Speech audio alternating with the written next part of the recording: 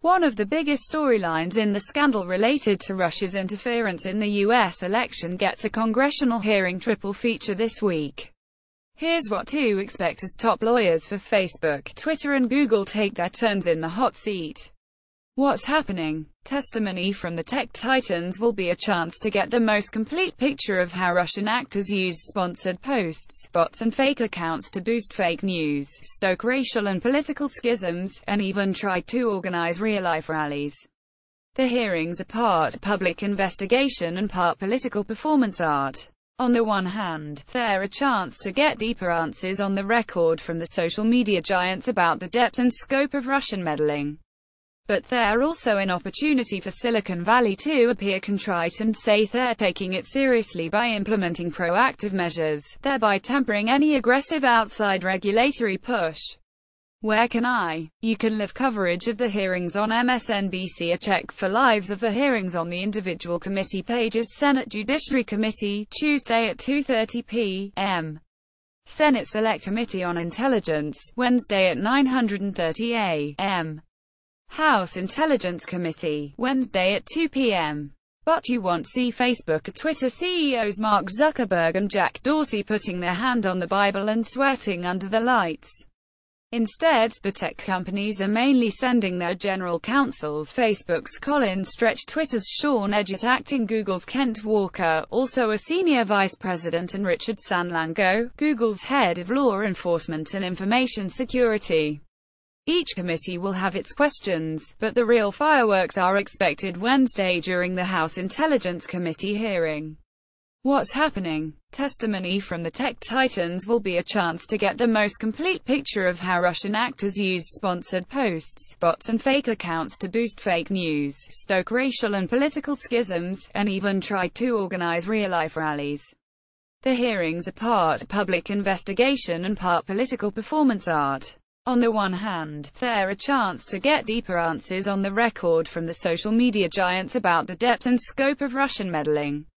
But they're also an opportunity for Silicon Valley to appear contrite and say they're taking it seriously by implementing proactive measures, thereby tempering any aggressive outside regulatory push.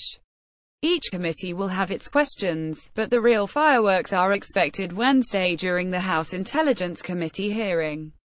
What kind of questions will be asked?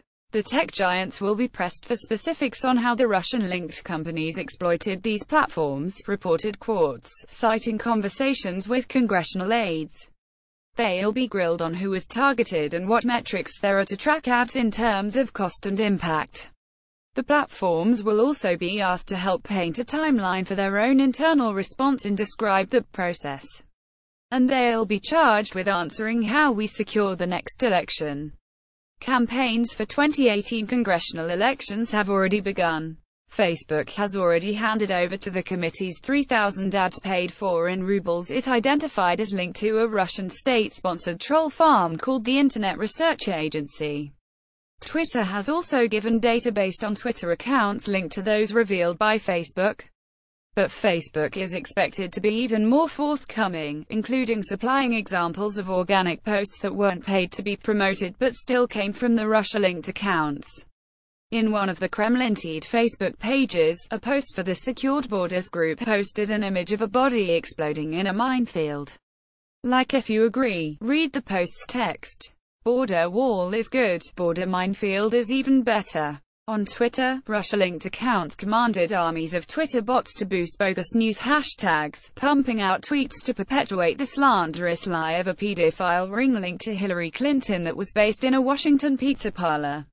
It got enough traction that one internet user felt compelled to travel to the pizza parlor to investigate with a gun and fire off a shot. Google has managed to mostly stay out of the public eye, but it has also uncovered Russia-backed ads that ran on its YouTube video service. Some of the ads that appeared on Facebook were geographically targeted using Facebook's self-serve ad program, open to anyone. But the Washington Post reported that some of those ads were targeted using Facebook's custom ads tool, where an advertiser can upload its own set of email addresses and target accounts. The question is where the agitators would have gotten that list of accounts, and why. Congressional sources have raised questions about Cambridge Analytica, a voter data targeting company run by Robert Mercer, a conservative hedge fund tycoon who donated to President Donald Trump's campaign.